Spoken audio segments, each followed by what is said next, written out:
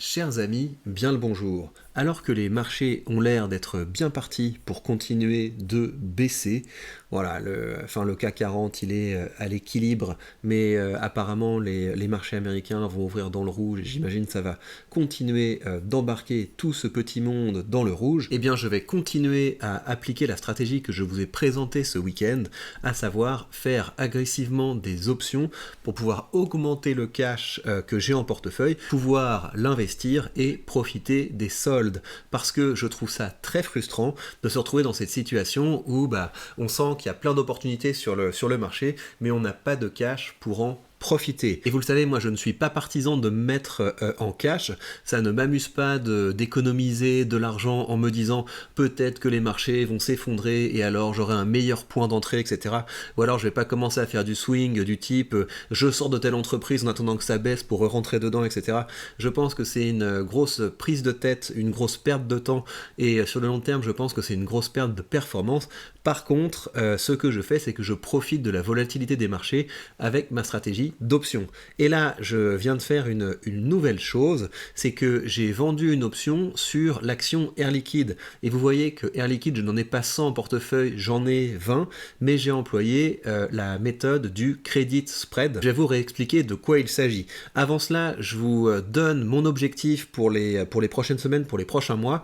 En fait, j'aimerais amener ma position Air Liquide dans ce portefeuille à 100 actions. J'aimerais, d'ici à ce que Air Liquide verse son dividende, je me souviens plus, je crois que Air Liquide verse son dividende en mai, donc d'ici au mois de mai, j'aimerais avoir amené ma position Air Liquide à 100 unités pour pouvoir bénéficier des dividendes et pour pouvoir augmenter la voilure de mon portefeuille.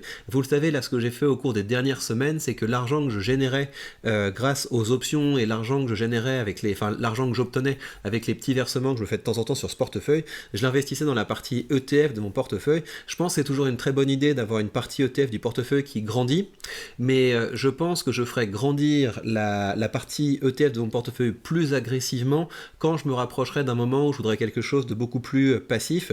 Mais là, je me sens plus d'humeur à travailler, à aller chercher un surplus de performance, et pour ça, je vais avoir besoin d'augmenter la voilure de mon portefeuille, parce que c'est vraiment avec les actions individuelles que je vais pouvoir aller faire des options et obtenir de la performance grâce aux options. Donc, qu'est-ce que j'ai fait avec Air Liquide ? Le premier truc, c'est que j'ai eu un petit peu de chance parce que j'ai passé mes ordres de vente ce matin, et à l'ouverture de la bourse ce matin, Air Liquide était en positif. Air Liquide était en positif, et donc ça fait que j'ai pu aller choper des primes plus intéressantes, mais ça voilà, je compte pas là-dessus, en matière d'options comme en matière de vente d'actions, je compte pas du tout sur le timing du marché, mais en gros vous voyez, j'ai fait mon petit mouvement ici, et ça veut dire que quand vous regardez l'option que j'ai sur Air Liquide, je l'ai vendue pour 1,16€, donc ça veut dire que ça m'a rapporté 116 euros, et là ça a un petit peu baissé, donc voilà, on est passé, le prix auquel je pourrais la racheter est inférieur au prix auquel je l'ai vendue. Alors cette option Air Liquide, quelle est-elle ? Donc vous le voyez, l'option que j'ai faite, j'ai mis une échéance au 17 novembre avec un prix d'exercice de 160, donc ça veut dire que si Air Liquide venait à dépasser les 160 euros, je me retrouverais dans la zone où il faudra que je travaille pour ne pas retrouver dans une situation où je doive vendre 100 actions Air Liquide, parce que je n'ai pas 100 actions Air Liquide en portefeuille. Mais donc c'est là que la notion de credit spread entre en jeu, c'est que pour couvrir ce trade, donc on imagine, je sais pas moi, du jour au lendemain,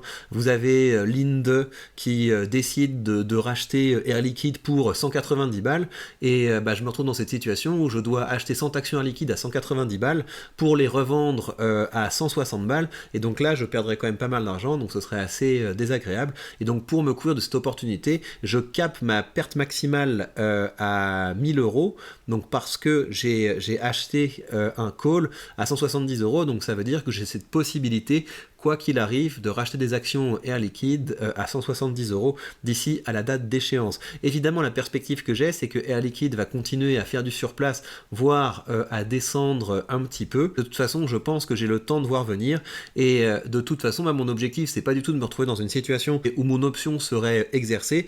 Mon objectif, évidemment, c'est si Air Liquide commence à cartonner, commence à remonter vigoureusement, eh bien, ce que je ferai, c'est que je ferai rouler cette option options en jouant sur la date d'échéance. Alors, vous le voyez, le point positif de cette stratégie, c'est que ça me permet de générer du cash, comme ça, de générer du cash régulièrement. Et donc là, le cash que je génère, je le réinvestirai pour augmenter ma position dans Air Liquide dans les semaines et les mois qui viennent pour pouvoir atteindre cette position 100 unités. Et ma foi, si Air Liquide continue de baisser, ce sera pas mal, parce que ça me permettra d'acheter du Air Liquide au meilleur prix. Je surveillerai évidemment les finances de cette entreprise au fur et à mesure, parce que Air Liquide, c'est une boîte qui est très solide, mais vous savez, hein, toutes les boîtes sont hyper solides jusqu'au jour où il y a un vrai souci. Donc j'espère qu'il n'y aura pas de problème avec Air Liquide. Mais voilà, de toute façon, moi je suis aussi un investisseur qui se base sur les fondamentaux des entreprises, et donc on regardera ses finances au fur et à mesure. Mais la dernière fois que j'avais regardé les finances d'Air Liquide, j'avais trouvé ça quand même assez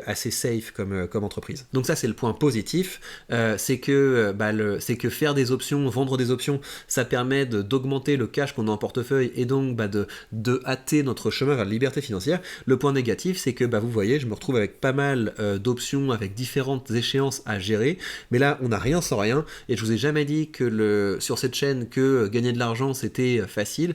Gagner de l'argent c'est difficile quand on est entrepreneur, et quand on va aller chercher un surplus de performance en bourse, et bien également c'est quelque chose qui peut prendre du temps, qui peut prendre de la réflexion. Alors après, tout est relatif, hein, mais le travail que je fais sur les options, encore une fois, c'est quelque chose qui me prend très peu de temps, mais voilà, plus on veut chercher de la performance sur les options, plus on commence à avoir de choses à surveiller. Donc ce qu'on doit surveiller, évidemment, ce sont les échéances qu'on a en portefeuille, et ce sont les cours des actions sur lesquelles on fait des options. Et moi, j'ai donc 5 actions sur lesquelles je fais des options. J'ai maintenant Air Liquide, j'ai AXA, j'ai Michelin, j'ai ST Microelectronics et j'ai Total. Donc ça commence à faire différentes choses à surveiller.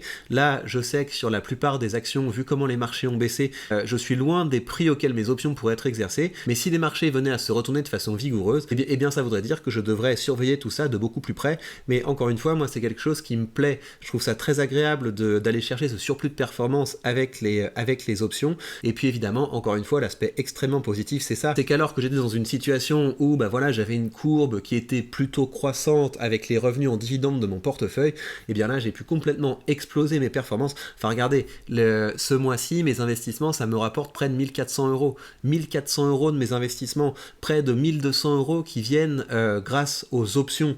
Et donc tout ça, c'est de l'argent que je peux investir immédiatement pour aller plus rapidement vers la liberté financière, pour faire grossir mon capital plus rapidement. Et je continuerai à documenter mon parcours pour vous au fur et à mesure. Il me reste à vous rappeler que si vous voulez commencer à investir avec un courtier qui vous permet de vendre des options, avec un courtier qui vous permet d'avoir toutes les cartes en main pour aller vers la liberté financière, vous savez que vous avez sous cette vidéo mon lien affilié vers DeGiro. Grâce à mon lien affilié, vous pourrez bénéficier de 100 euros de frais de courtage remboursés, ce qui vous permettra d'ouvrir vos premières positions de façon tout à fait indolore. Alors pour la suite, ce que je vais faire, c'est que je vais continuer la stratégie que j'ai aujourd'hui. Là, les marchés américains viennent d'ouvrir, donc on voit que ça continue à baisser, et donc je suis content d'avoir cette possibilité de dégager du cash supplémentaire, parce qu'encore une fois, c'est désagréable de se trouver dans une situation où les marchés baissent et où on ne peut pas faire les soldes. Et bien moi, je vais me débrouiller pour avoir de quoi faire les soldes, et je continuerai à faire des options de façon agressive et à vous montrer au fur et à mesure comment ça se passe. Si vous voulez en savoir plus sur les options, pouvoir me poser toutes vos questions directement, vous le savez, ça se passe sur la page Patreon. J'ai sorti la dernière FAQ ce week-end. Je vais relancer une fois vos questions prochainement, donc vous pourrez me poser toutes vos questions comme d'habitude.